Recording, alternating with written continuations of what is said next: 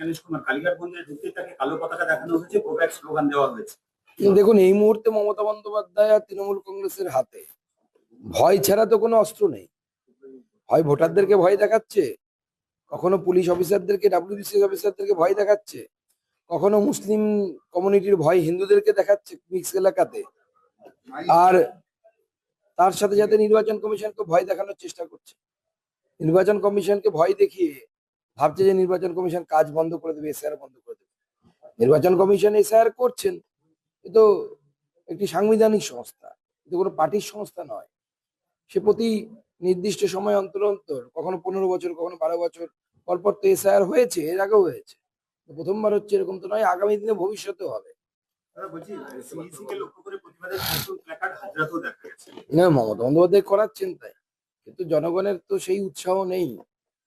সাধারণ মানুষ চুপচাপই আছে। তৃণমূলের 2-4টে সাঙ্গ পাঙ্গ কিছু দুধেল গায়ে তারা লাফালাফি করছে। বলছি, বিক্ষোভকারীদের সরাতে পুলিশের কোনো সক্রিয়তা নজরে আসেনি কালীঘাট ও হাজরায়। কালীঘাটে দর্শনার্থীদের ভিড় পুলিশ নিয়ন্ত্রণ করলেও এই বিক্ষোভকারীদের সরানো কোনো না, বিক্ষোভকারীদেরকে সরাবে কেন? মমতা বন্দ্যোপাধ্যায় বিক্ষোভকারীদেরকে পাঠিয়েছে, তো তারই আন্ডারে কাজ করে পুলিশ। মমতা বন্দ্যোপাধ্যায় ইনস্ট্রাকশন দিয়ে দিয়েছে কাউকে সরানো যাবে না, সেই জন্য সরায়নি। তাই নির্বাচন কমিশনের উচিত কড়া হাতে পশ্চিমবঙ্গের পুলিশকে সহবত শেখানো। পশ্চিমবঙ্গের পুলিশ জানে না কিভাবে সরকারি কাজ করতে হয়, নিরপেক্ষভাবে কিভাবে ভূমিকা পালন করতে হয়, এটা জানে না, ভুলে গেছে বহুদিন ধরে হাওয়াই চটি চাটতে চাটতে। স্বাভাবিকভাবে তাদেরকে শেখাতে হবে। কমিশনের ফুল বেঞ্চের বৈঠক, সর্বদলীয় বৈঠকের পর ডিএমএসপিদের সঙ্গে নির্বাচনের প্রস্তুতি বৈঠক করবেন।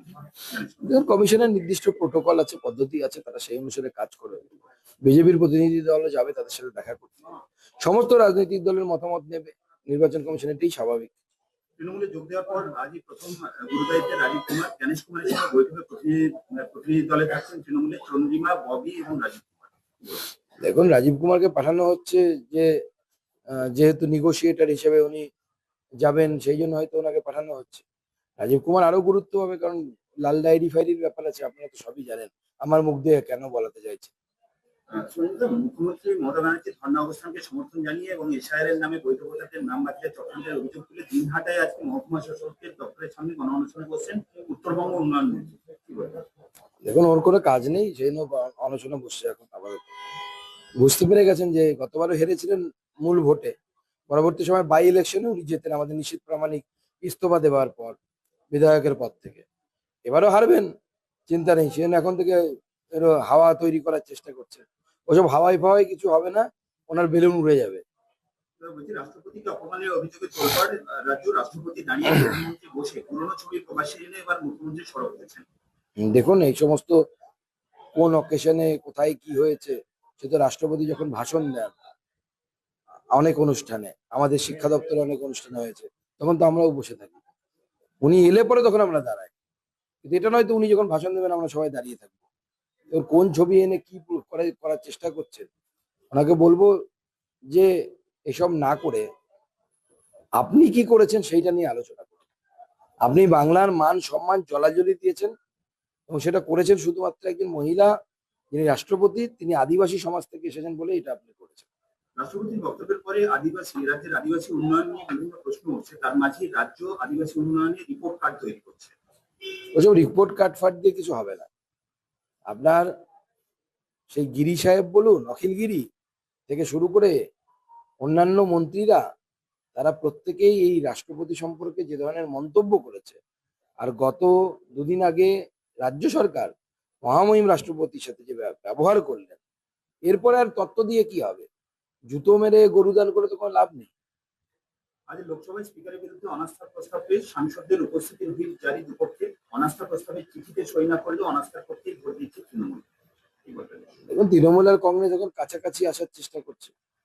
তারা চেষ্টা করছে যত কাছাকাছি আসা যায়। হাতটা ধরে ফেলেছে, এখন আলিঙ্গন করবে কিনা তাদের ব্যাপার। ভোটেও তো শোনা যাচ্ছে নাকি এখন সিট শেয়ারিং এর জন্য অফার পাঠিয়েছে তৃণমূল কংগ্রেস। সময় এলে বোঝা যাবে কে কি করছে।